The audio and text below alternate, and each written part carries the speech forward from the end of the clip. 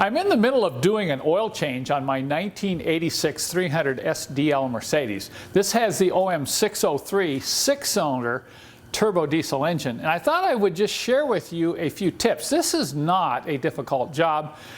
Well, I consider this the #1 DIY job because, first off, it gets you into the engine compartment. It gets you looking around. It gets you up and close to your own engine.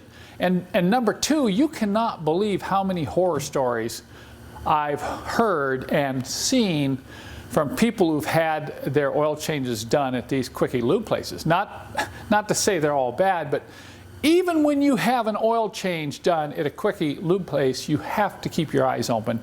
You have to check everything.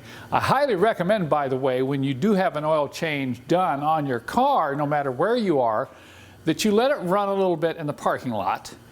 You open the hood, you make sure the oil filter cap is in place, and you look under the car to make sure it is not leaking. Because if you drive away and something happens to your engine, yeah, granted, you can probably come back to them and get them to fix it, or usually it requires replacement of the engine. But it's just a hassle. So all I'm saying is keep your eyes open. If you don't do your oil changes yourself, still keep your eyes open, okay? So what I've done, what I did last night, I hauled the car into the shop with the engine still warm. I went ahead and used my topsider to extract the oil. But before I did that, this is really important, I went in to my oil filter housing, loosened the 2 nuts on the cap, and lifted the cap up. I didn't have to take it all the way up. I just lifted it up a couple inches, and that released that center pin from the bottom of the housing, and that allows all the oil that is in the oil filter housing to drain back into the pan. That's going to allow you to get the maximum amount of oil out of that engine.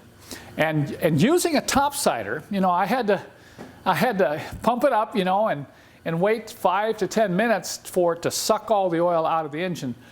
But I highly recommend that you use this method. It's much cleaner, and if you've seen my other video, I demonstrate why, and indeed you do get more oil out of the engine as opposed to just getting under there and pulling the plug and letting it drain out. So I've got the oil out of the engine. I've got my new oil here, I've got a new filter, and I've got my little drip pan handy. So now, let me show you a little bit about this oil filter and the oil filter housing cap, and we'll discuss that in a little more detail. Notice I have a rag in one hand and a drip pan in the other hand. You really don't want to try to do this without a drip pan. If you come in and lift this cap with the filter out and try to run it over your bench, you're going to be dripping that dark staining oil all over the engine compartment and the floor of your garage or shop. So what I do is I get the drip pan close like this, and I lift this straight out, straight up. It's going to be dripping into the oil filter housing, and then I'll just slide the pan right underneath like that. Go ahead, and at this point I will pull the old O-ring off if it's on the top, and then while I'm here I will just lightly wipe the lip of the oil filter housing off, and then I'm just looking inside to make sure it's fully drained out. So that all looks okay. Now we'll go over to the bench here, and we'll talk about another real important aspect of this oil filter housing cap. The first thing you want to do is make sure you discard the large cap O-ring. Sometimes it'll get stuck up in this groove right here. You saw earlier on mine here, it just came off and stayed on top of the oil filter housing. But I have seen in the past where somebody put a new one on top of the old one, and that caused major oil leaks and a loss of the engine. So you're not going to reuse this large O-ring. You just get underneath it like this and go ahead and discard it. The new filters come with the large O-ring plus a couple different size copper washers. These are for the pan plug if you end up removing the pan plug to drain your oil. The other thing that does not come with the oil filter are these 2 small O-rings right here. Now, these O-rings, right there and right there, are for the purpose of keeping the oil in the oil filter housing after you shut the engine down. If these O-rings are damaged or cracked or hardened, a lot of times they'll harden up and just lose their seal. The oil will drain out of the housing overnight, and then when you go to start up your engine in the morning, you'll notice a delay in the engine building up oil pressure. I recommend that you replace these two O-rings right here and here about every third or fourth oil change. I've got two new ones right here that I'm going to change now. And, you know, granted, I kind of feel they should be with the, but no manufacturer includes these, so we do sell these separately on our website in a little pack of 4. You just slide the old oil filter off. Note, it can only go on one way. You have a larger opening on the bottom and a smaller one on the top. Usually, this little handle here, should the oil filter get stuck in the oil filter housing, most filters have a handle and you can pull it. You can pull it out.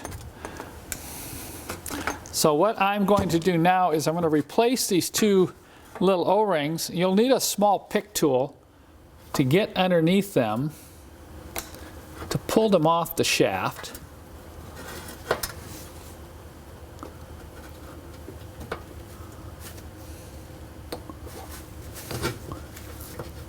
If you don't have a pick tool, these can be really hard to get out. A lot of times they'll break if they're really hardened. And of course, since you're going to be discarding them, it's not that important that you worry about their condition. So you have to slip the first one on over the end, and it's going to pop right into the groove. And what I do, if you try to pull this out of the groove and move it to the second one, that's a pain. Just leave the first one in, and then take the second one, and when you pop this one on, yeah, right. You can see when your hands get all oily like this, it can be kind of a pain. Then you've got to kind of get a hold of it like this and roll it past that first O-ring. And once you get it past, you can slide it up into the second groove right there. Okay. Now I'm going to take this cap over to my cleaning tank, and I'm going to go ahead and clean it thoroughly, and then we'll come back and put the filter back in the engine. All right, I'm ready to install the filter back into the engine. You can see I've slid the new filter all the way up and seated it at the top of the cap here.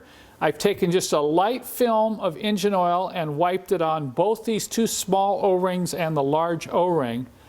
And then I'm going to set it right down in the center of the oil filter housing. And as you push it down, just line up these holes on these studs. Okay. Now what I do is I just double check right here. Just double check to make sure that O-ring is not slipped out on you. Then we can go ahead and install the two hold down nuts.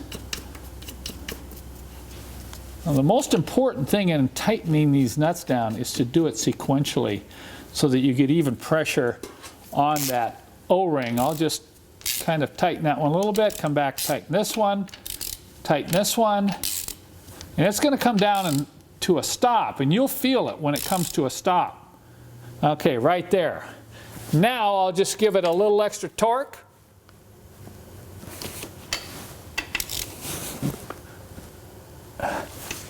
All right. Now just take a moment, think through this. Is just before I add the oil, I'm going to think, okay, this is on, these are torqued. If I have removed the pan plug, it's on and torqued. All right, let's talk about installing the oil.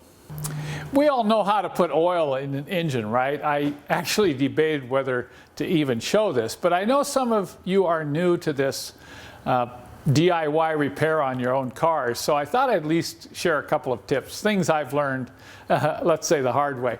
First off is I'm sure you're going to be laughing when, how many of us have gotten one of these jugs and we said, well, gee, I don't need a funnel. I can do this. And sure enough, you end up spilling oil all over the engine. So I've learned, come on, take the time to go get a funnel. It's going to make it a lot less messy. And I've got oil, I've got Chevron Dello here in the gallon jugs. Normally these engines take around 7, maybe 7.5 quarts on an oil change, but you don't want to fill it up to that point.